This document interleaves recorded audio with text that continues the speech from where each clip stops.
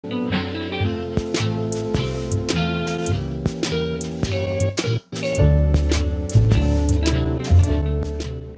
everybody, welcome back to another Breaworlds video. Today I thought it'd be a fun idea to go over sort of a alternative to Pixelworlds or Growtopia or whatever, just as a refresher. And yeah, it was interesting, a very interesting experience I had with Breaworlds. If you want to see me do this with other games like Pixelworlds, like I don't know, Coaster Quest or whatever, just leave a comment or like below or whatever. But yeah, so basically I'm just gonna review the game. Opening into the game, it's very similar to Growtopia. I mean, it's got that Breaworlds name, but it's undoubtedly very, very similar to Growtopia, and I'd played Growtopia for like 3 years. I'd say it's most similar in that case. The crossbreeding system, the UI, the shop, the chat, everything's super, super similar to Growtopia.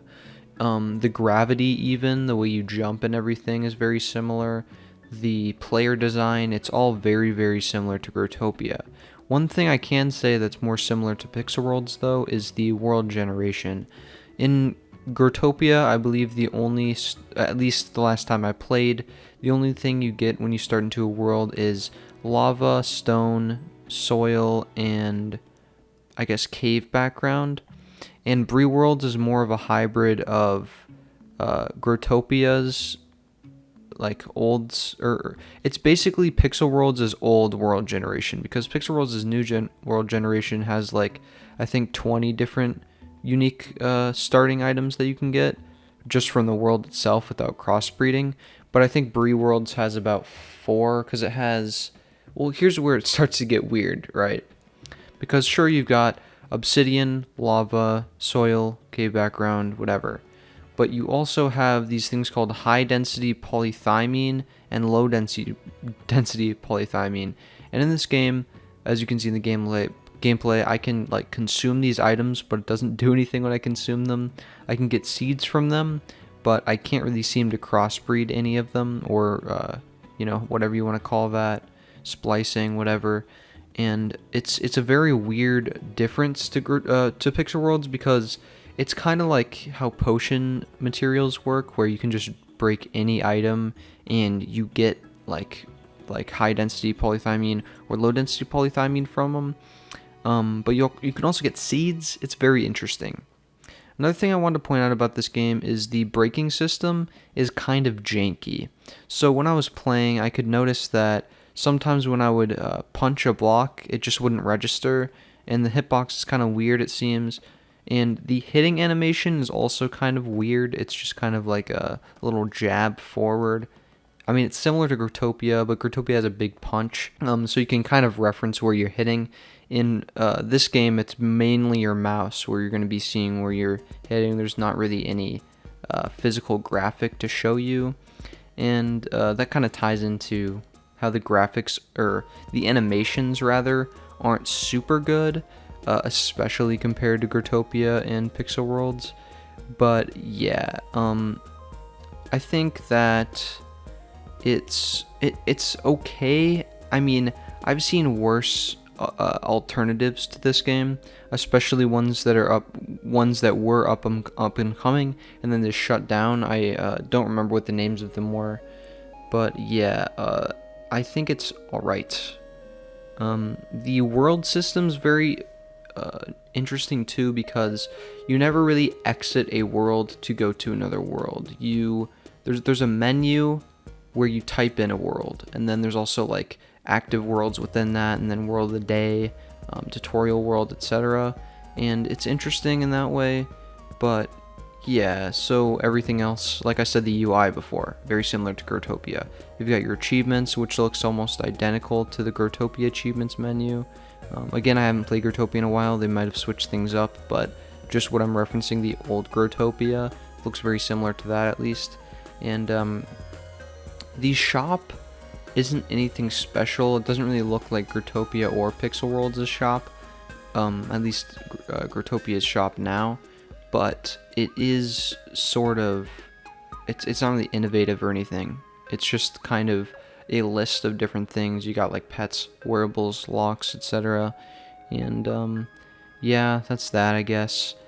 Honestly, if I were to rate this game compared to Growtopia and Pixel Worlds, it would probably be a 5, because I gotta think about it this way. When I first played Pixel Worlds, I kind of played it to have an alternative to Growtopia, because I got burnt out on Growtopia. It wasn't as fun for me anymore, because to be fair, it was the only game I played. If you play only one game for a long time, you're probably going to get burnt out, but regardless, Pixel Worlds was a fun alternative. It had a lot of different mechanics. The graphics were just objectively better than Growtopia. I don't think anyone's really denying that. And yeah, I just liked it infinitely better than Growtopia. Breaworlds doesn't seem like an alternative to Growtopia or Pixel Worlds because it's pretty much just Growtopia but worse. And I mean, that is kind of a mean comment, but honestly, it is what it is. That's kind of what Breaworlds is. I do like how the I like how you don't have to go to other worlds to do that, or to exit worlds to go into worlds. It's a much faster thing. You can just press escape, type in a world, and you're in there. I don't know really. I didn't trade much in my attempt at the game or anything. Mainly what I did was played around in the World Games 12, and then I went trading. Or I didn't go trading, I went into a bunch of different worlds and looked around. I think the textures on the blocks, which is another thing to mention, are again alright. I think they're probably on par with Growtopia. I think they're kind of similar to Pixel Worlds, but I think Pixel Worlds just has a much higher quality textures in general. I think that's pretty objectively, clear too. And honestly, yeah, I think Breaworlds, reiterating again, Breaworlds is okay. I wouldn't recommend playing it over Pixel Worlds or Growtopia, of course. I guess if you wanted to test it out, you could. I mean, it's a fun little experience to have. I mean, like I said before, it's pretty janky. I mean, it's similar to Growtopia's jankiness in the form of it's kind of all mechanical, where you're putting in commands in the chat for different things, and the jumping gravity is kind of weird, and the punching is kind of weird. Not to say that Growtopia is not, refined or whatever, but it is kind of janky like Growtopia's original jankiness was.